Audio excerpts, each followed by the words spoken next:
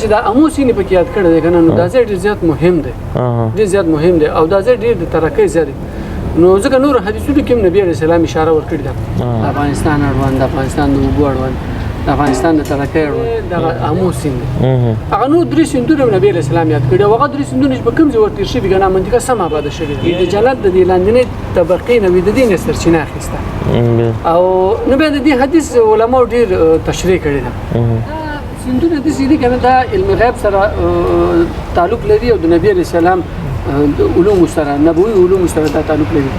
لکه موږ ته خو ظاهر دا دنیا ځکه دغه د پامیر غرونه چې دا کوم سیم راځي که نه دا سره وچېږي نه په اوړي کې وچېږي نه په ژمي کې وچېږي دا اوس انسان نبي السلام لیدلی نه ورته راغلی دې ځای ته خو چې نبي علیه السلام دا ځای یادوي د امت ته نو خامخا دې کې یو څه کمال شته. بسم الله الرحمن الرحیم. نن غواړو د افغانستان په اوبو باندې د قاری صاحب یاسین احمدي سره خبرې وکړو. آیا رسول الله صلی الله علیه وسلم د افغانستان اوبو اړوند یا د اوبو اړوند کومې پیشنګویانې ورکړي دي که نه افغانستان به په راتلونکي وخت کې د اوبو د لحاظه د اوبو د برکته به ترقي او پرمختګ کوي او که نه بالخصوص د کوشتپې کانال چې راتېر شوی دی دا به نن زموږ د بحث موضوع وي. قاری صاحب په بحث کې درته هرکلی وایم. مننه. بسم الله الرحمن الرحیم. نبی کریم علیه الصلاة والسلام خو ډېرې پیشنګویانې ورکړي د افغانستان اړوند د افغانستان د اوبو اړوند د افغانستان د ترقۍ اړوند یو خبره ده زه بعضې احادیث وایم خلکو ته ډېر ناشنا ښکاري که نه دا حدیث شته د کتابونو کې نبي علیه السلام فرمایلي صحیح حدیثونه دي کمزوري هم نه دي نو لطفا غوښتنه کومه د خلکو نه دا چې که چېرته دا حدیث کله نه یې اورېدلی که نه ځان د یو سړی داسې فتوا نه ورکوي چې یاره دا حدیث خو نشته دی یا ځان نه یې داسې فتوا نه ورکوي چې دا حدیث خو نشته یا بعضې خلک کنځلې وکړي بعضې خلک بد رد ووایي که نه بعضې خلک داسې ټوکه ټکاله وکړي نو دا کار دې نه کوي نه که دا حدیث یې خپله پلټنه وکړي تلاش دې وکړي که بیا کېدای شي موږ غلط شوي وو موږ ته دې بیا ولیکي ولې وایي چې یاره دې حدیث کې ته غلط شوی بالکل علمي استدلال دی وکړي. نو نبی کریم علیه الصلاة والسلام په یو حدیث شریف کې راغلی دي نبی علیه السلام دا د امو سیند یاد کړی هغې حدیث کې لکه اوس د علماو او ما چې دا حدیث دغه که بیان کړه که نه دې صرف دغه فرق دی چې هلته علماو سیحون او جیحون یاد کړي دي نبی علیه السلام حدیث دی سیحون او جیحون او فرات او نیل دا څلور سیندونه چې دي دا د جنت نه راښکته شوي دي او د جبریل په وزر باندې راښکته شوي دي دنیا ته او ما د جنت په لاندنۍ طبقه کې ولیده لاندنۍ طبقه چې د هغې نه د جبریل په وزر باندې راښکته شوي غرونو ته سپارلي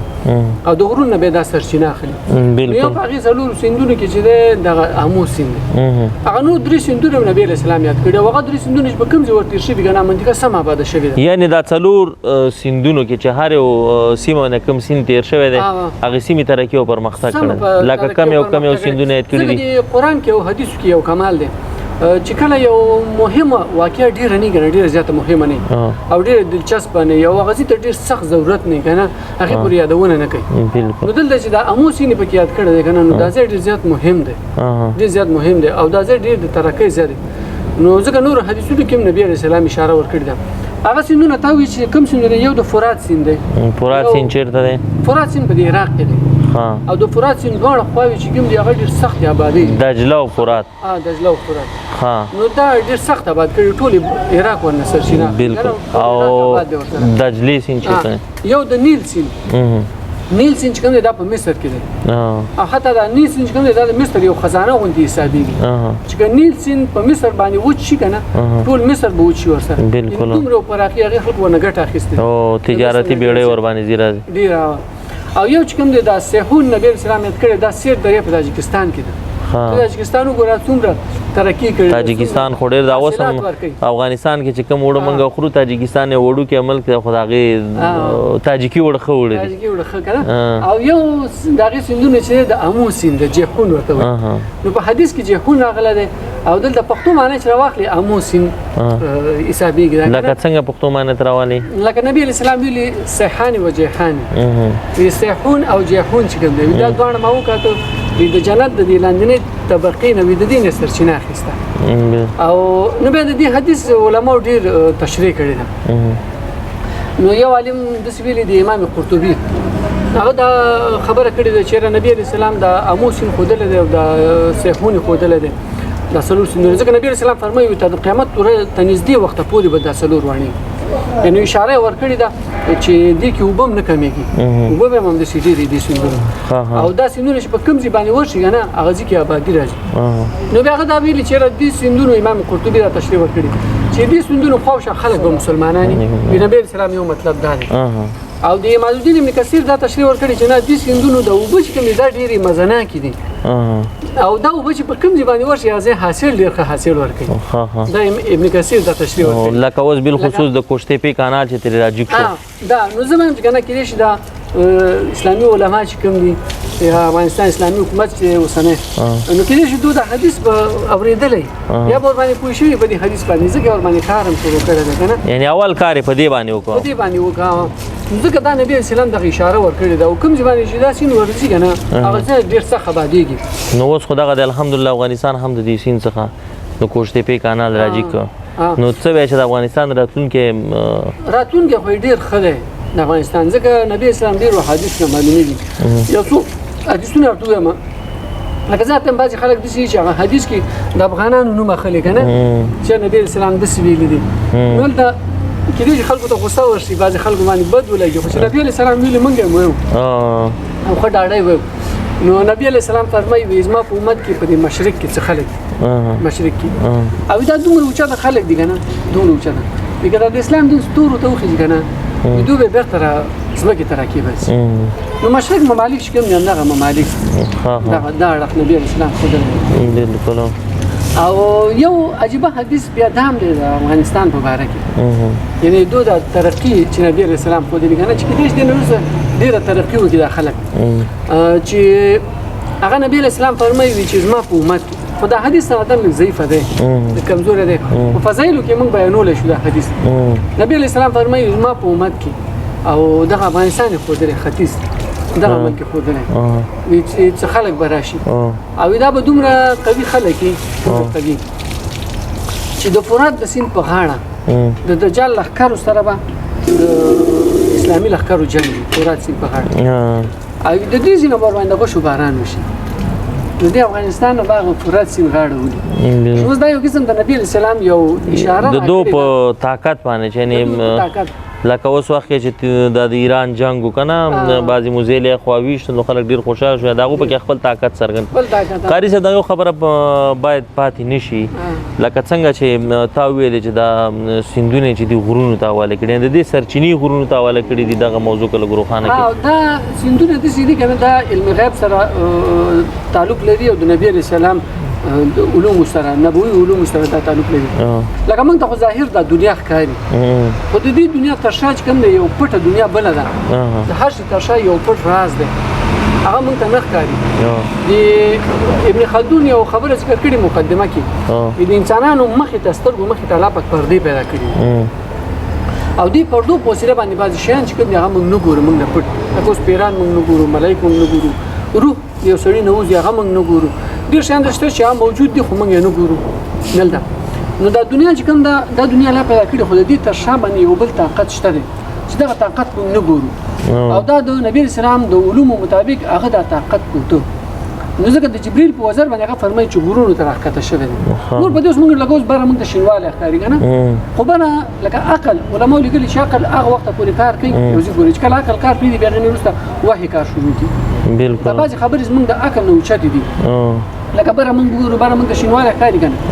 زموږ عقل دغسې پورې کار کوي چې بس بره یو شینوالی دی، خو دا نور وروسته چې موږ نبي علیه السلام خبرې چې بره اوبه دي بره، ځکه دا اول اسمان چې کوم دی د ابن جوزي لیکلي وي دا موج مکفوف او چپې وهونکي اوبو په شکل کې الله پاک جوړ کړی. اوس ګوره دا موږ وحي باندې ثابتوو. نو نبي علیه السلام چې دغه غرونو ته اشاره کړې او د امو سیند ته اشاره کړې که نه دا د وحي سره تعلق لري، موږ د عقل نه اوچته خبره ده، ځکه دغه د پامیر غرونه چې دا کوم سیند راځي که نه دا سره اوچېږي نه په اوړي کې اوچېږي نه په ژمي کې اوچېږي. بیا یو نیم زر کاله مخکې نبي اسلام دا سیند لیدلی هم نه و، ځکه نبي اسلام مکه او مدینه او یو وارې صرف شام ته تللی و. ډېرې یو ښې نکتې ته د قاري صاحب اشاره وکړله. زه دې طرف ته د ننګرهار کې سپین غر دی که نه، سپین غر معنا دا چې کال 12 میاشتې دا سپینې د واورې ډېره واورې ده، خو بیا هم لکه د خوږیاڼو خوړ شو، د ایساره خوړ شو، د شینوارو خوړ شو، د کوټ خوړ شو، اچین ولسوالۍ کې خوړ ډېر غټ خوړونه دې نه راغلي که نه، خو دلته سیزني 3 میاشتې اوبه را روانې د دې سپین غر، هغه غر خو سپین غر هم نه دی که نه، نو یا لکه د کونړ سیند به مثال کې ورکو یا هغه سیندونه ورکو هغه د دې په نسبت هغو به واوره زه هم کمه کړي ځکه دا خو سپین غر ورته وایي چې همیشه سپینې نو د هغې دا سرچینې ډېر دی د دې نه تقریبا 7900 متره لوړوالی لري پامیر غرونه یو اوږده سلسله ده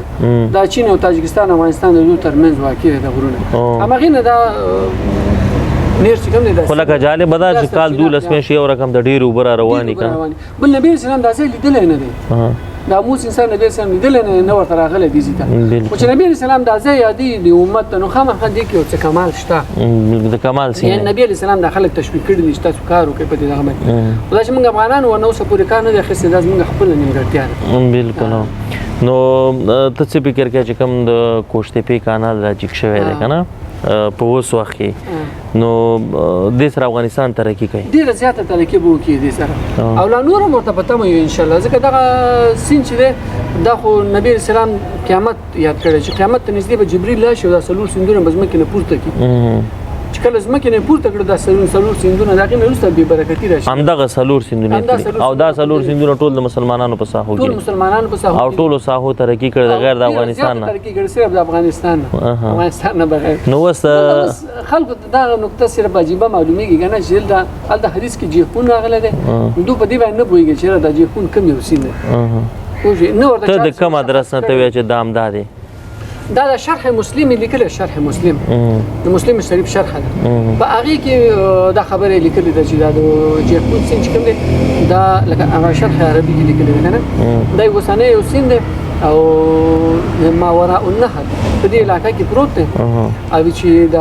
افغانان چې کوم دي د آمو په نوم باندې یادوي آمو نهر آمو داسې یو دغه یاد کړی دی بلکل د شرح مسلم کې دا خبره ذکر کړې ده چې دا د آمو سیند نو کوم داسې کار دی بعضې خلک یې هغه حدیث سرکبون ولولي شاګردانو ته ووایي د حدیث ژورو د بیا نه کې وځي بلکل لیدس پلټنه ورپسې نه کوي نو ما خپله دا څلور سیندونه چې کوم دي دې پسې مې ډېره پلټنه کوي چې دا کوم سیندونه دي او کوم ځای کې بهېږي نو دا نور درې چې کوم ځای باندې ورتېر شوي دي که نه خلک سب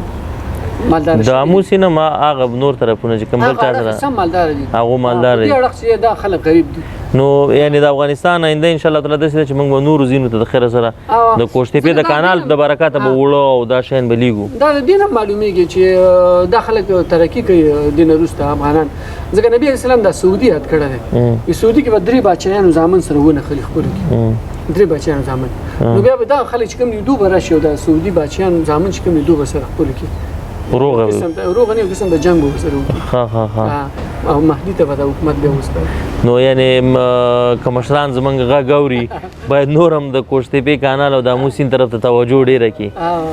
نو ډېره زیاته اوچته خلک دي افغانان ډېر اوچته خلک دي او ډېر قیمتي خلک دي خو داسې دی چې بس لالونه دي خو پټ دي بلکل چاپریخې نه دي انشاءالله دنیا ته بیا په دنیا باندې انشاءالله نو زه به په اخره کې داسې وایم که چېرته مشران زموږ غږ اوري نور دې هم توجه ډېره کړي نور دې هم توجه ډېره کړي او د تا څخه ډېره زیاته مننه ډېره مننه السلام